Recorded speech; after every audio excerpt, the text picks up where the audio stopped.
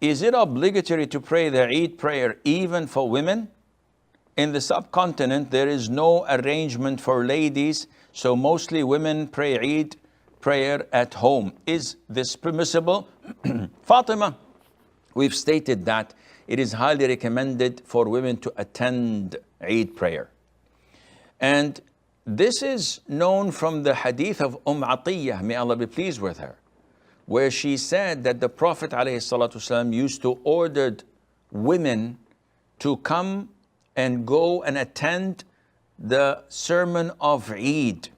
And we were instructed to order all women, including girls who are in their menses. Yet, they were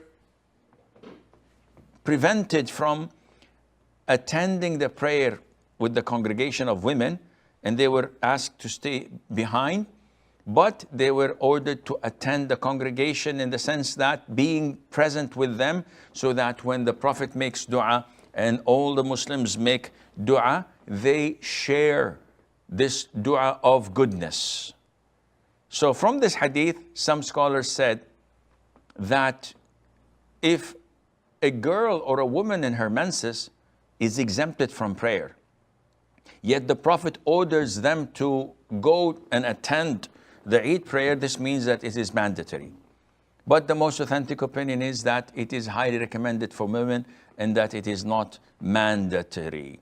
Now, in the subcontinent, they don't have any arrangement for ladies in the masjids. This is wrong. And this is part of them, unfortunately, not following the Sunnah. So many wrong practices in the subcontinent. People there, in majority, do not follow the Qur'an and the Sunnah. They'd rather follow their peers, their scholars, their leaders, who themselves may not have sufficient knowledge of the Qur'an and the Sunnah, but they follow what they had learned from their ancestors, from their forefathers. So their religion, their conviction is based on imitation, not on conviction and belief. And this is very dangerous.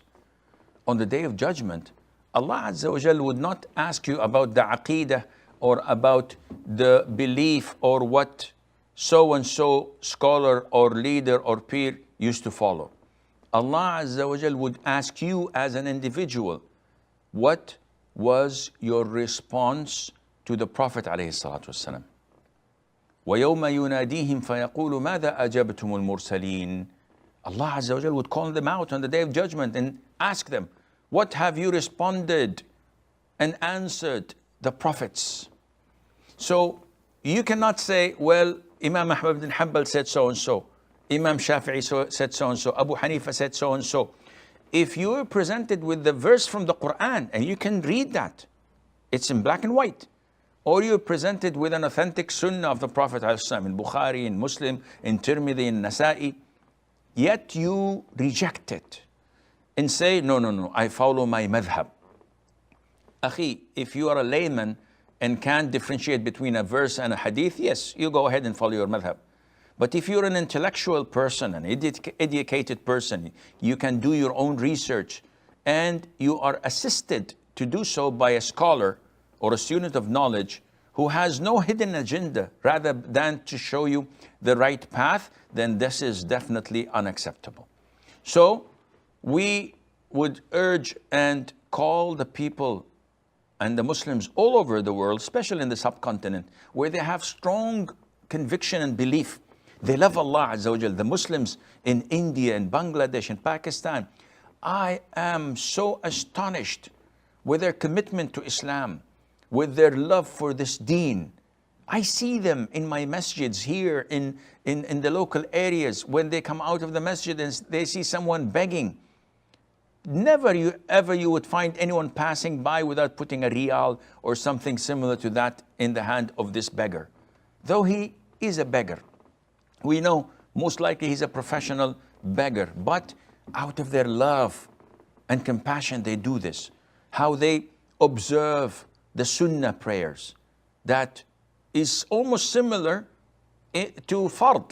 And this is one of the wrong misconceptions, but it's still we praise them for it. When people come and say, Sheikh, we pray 17 rak'ahs for Isha. I said, wow, this is a lot. Isha is only 4 rak'ahs. Yes, yeah, we pray this before and this after, and then the shafa and the watr. And they put a lot of prayers into one, but they pray it religiously.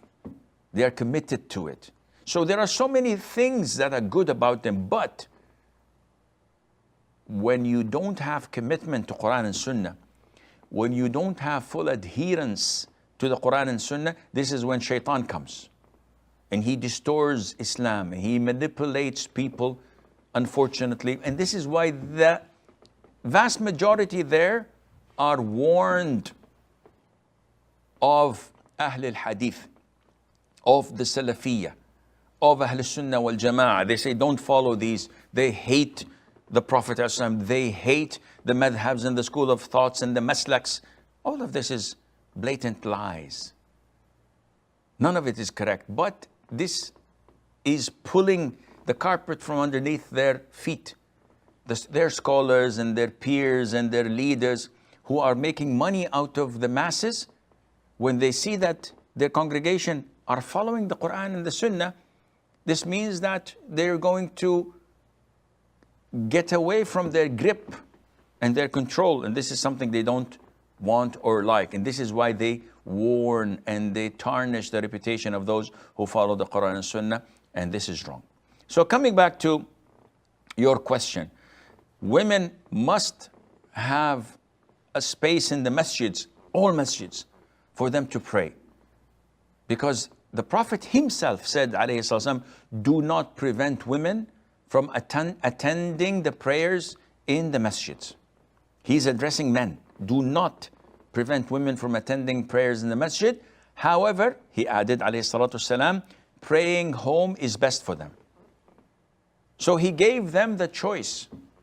You as men do not have the right to prevent them or to say, no, we want the best for them. No, you have to allocate a place in the masjid. And if they want to come, this is their own right. As for Eid prayer, praying it at home is an issue of dispute. The vast majority of schools of thought permit this. So they permit it in the Shafi'i, the Maliki and the Hanbali school of thought. They all say that if a person, an individual, skips or misses Eid prayer, then he can pray it alone at home. The Hanafi school of thought say that this is not permissible. And Shaykh al-Islam bin Taymiyyah also agree with that opinion of the Hanafi school of thought, and so does Shaykh Ibn Uthaymeen, and this is the most authentic opinion, that individuals may not pray Eid prayers alone. Either you pray it with the congregation, with the Muslims, or you skip it and do not pray it, and Allah Azza wa Jal